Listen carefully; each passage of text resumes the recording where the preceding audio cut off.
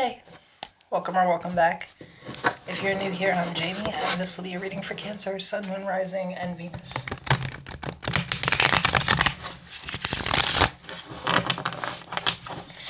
If this is your reading, make sure to like the video, subscribe to the channel if you haven't already.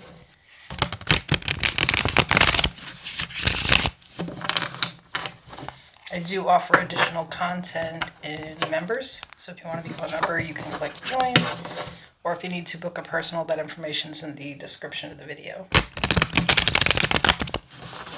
If you're new to tarot, just know that not every reading is going to resonate. So if you feel like I'm wrong, please just disregard the reading. I'm also going to pull cards like King, Queen, Emperor, and Empress. Those cards describe a specific personality, but they have nothing to do with the sex or gender of the person being described. And some folks feel like the energies are reversed, and you can take the reading that way if it suits you.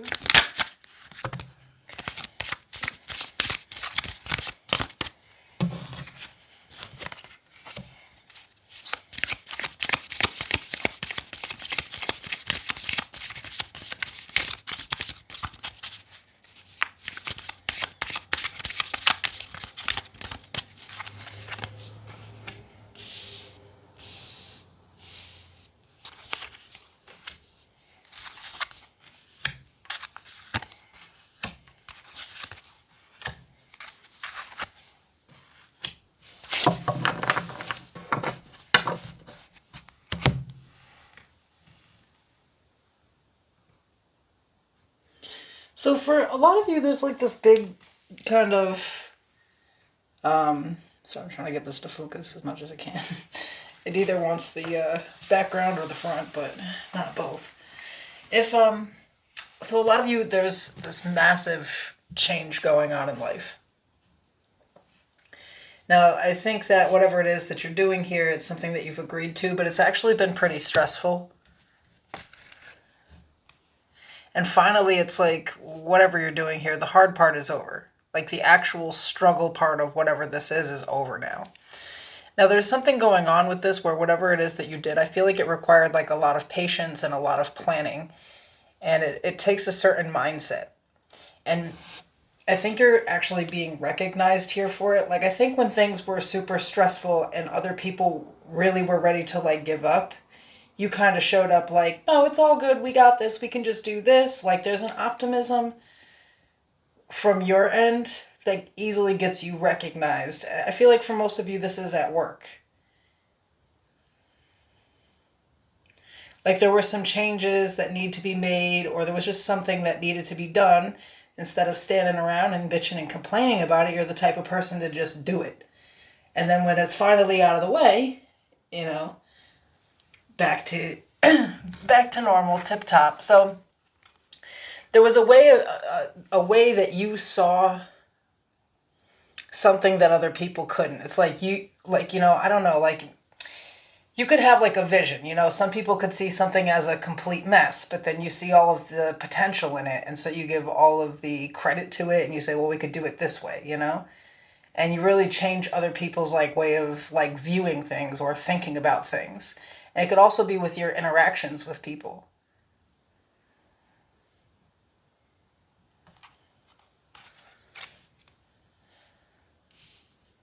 I'm kind of getting here where there are some, difficult interactions between other people. There's like you have a way to adapt and kind of deal with everyone. Nobody's really difficult with you because you sort of actually figure people out and how to like communicate with them specifically, how to work with them specifically. It seems very individualized.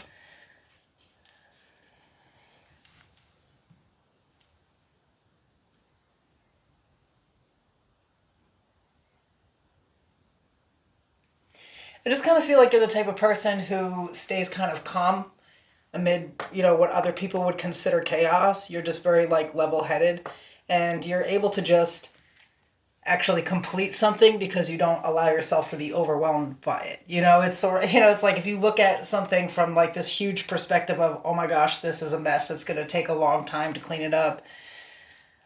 Versus just, this is not so bad. I can do this like this. Let me just do this and then that'll be done. That's kind of what I'm getting here. But the difference is somebody's being like recognized or like promoted for the efforts that they've put in. And it seems like in a whole bunch of different ways. One, constantly being optimistic. This is how you lead people, right? You take people out of that negative energy by just being optimistic and having, believing that something can be done. But also, I think understanding and recognizing everyone that you are like a member of a team with, or like whatever the setting is.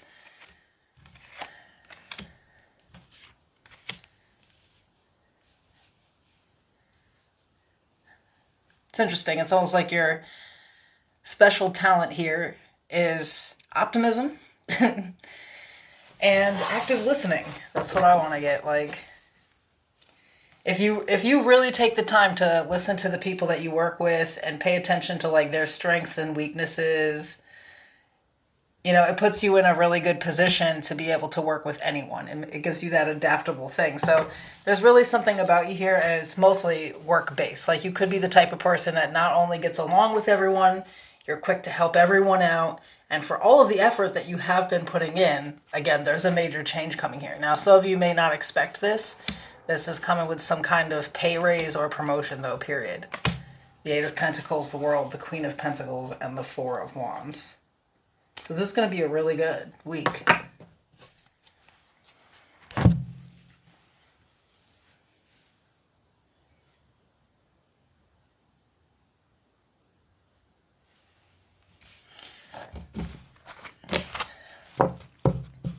I don't know why, but I'm getting like a lot of people, they're just not expecting this. They just go to work, they do their job to do their job. And they're not afraid to put in some extra work to get the job done, you know what I mean? But they're not, I feel like this is like a humble person, someone who's not full of themselves or looking to, up their position. Like, they just work. And that's about to pay off heavy here. Okay. What else is going on this week for Cancer?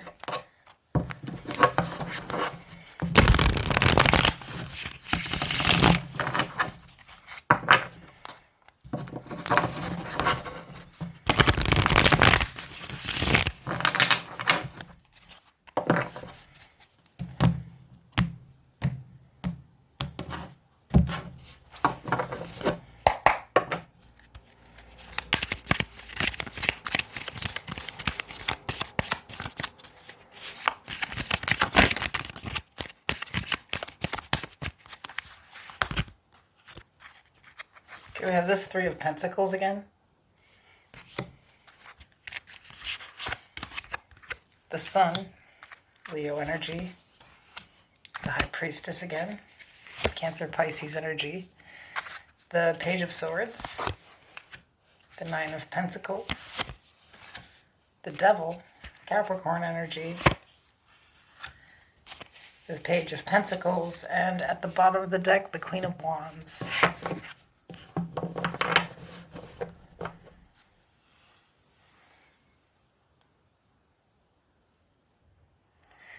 Some of you might not know this, but you're being watched by somebody who's watching somebody watching you.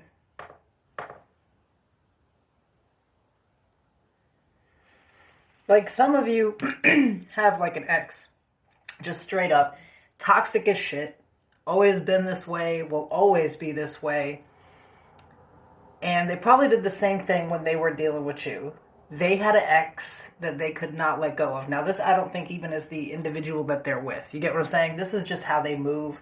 They have these toxic attachments, and they don't treat people well. And when it's over, they're devastated, and then they can't really get over that person quite easily. They stay attached, okay? Let's just say. This is like a very codependent person. They would just kind of get in a relationship just to not be alone.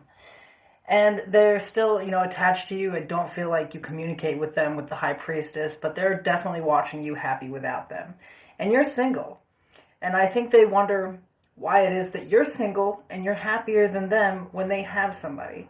And this somebody is a stalker, you know what I mean? And for good reason. They are with somebody that they really cannot trust. And I think that they've caught this person looking you up.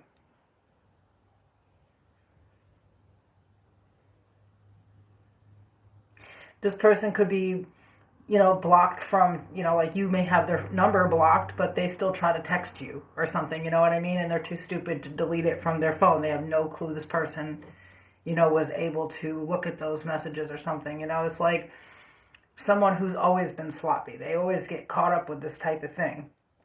And even if it's not cheating, it's like, just imagine being in that position, where the person that you're dealing with is concerned with somebody that they used to be dealing with. Like, it's not like really fair or okay. So this person may actually end up going through some shit over you, even though they don't have access to you because, well, let's keep it real, they're stupid. That's what's going on here. They're dumb. Yeah. Like, I think it's human to sort of like wonder, but, it's not like, technically like cheating, but like, why be with somebody if you're not sure that that's who you want to be with? If you still feel attached elsewhere, if you can't let something go, why would you involve someone else and just hurt them? But I think this person just has this habit of doing this. But now they have someone else watching you. And I don't feel like this person feels any type of way towards you or anything. I just think that this type of situation always makes someone feel insecure. And then they're going to, of course, sort of go check that person out and like see if there's any interaction there. I don't feel like it's devious. I don't feel like they're like a jerk or something. I just feel someone's being exposed for just not being able to let you go and mind their damn business like they should. I mean, that is the point of a new relationship, right? Is to not be focused on a past one. But this person, I don't think they're good at that in any kind of way here. I want to see. Does Cancer even still care about this person?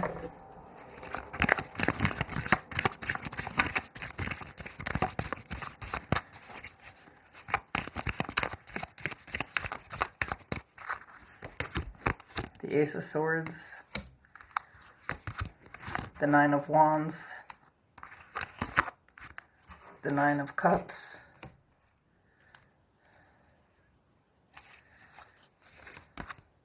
the Two of Pentacles, Ten of Cups, Ace of Pentacles, the Hanged Man. Some Pisces energy here.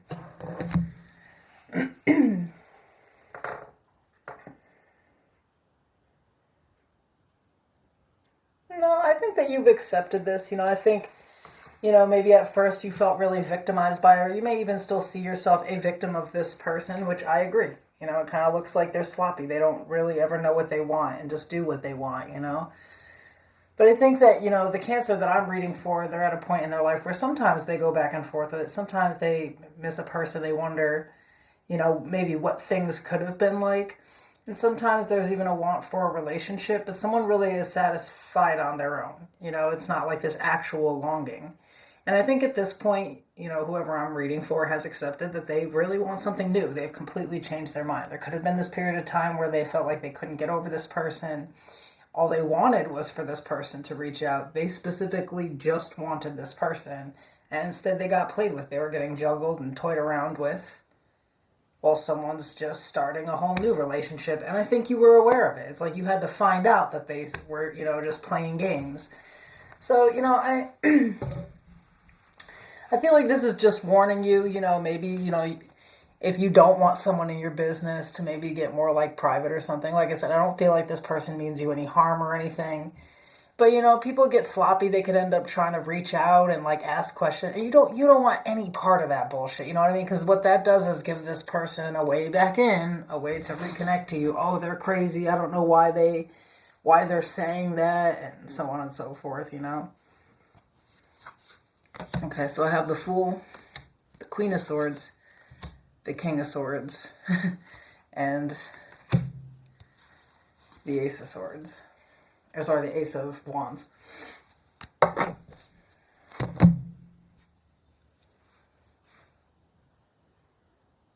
I think it could be saying to remember, if someone does contact you, to not be messy, but to also remember, like, that you've been in that position before.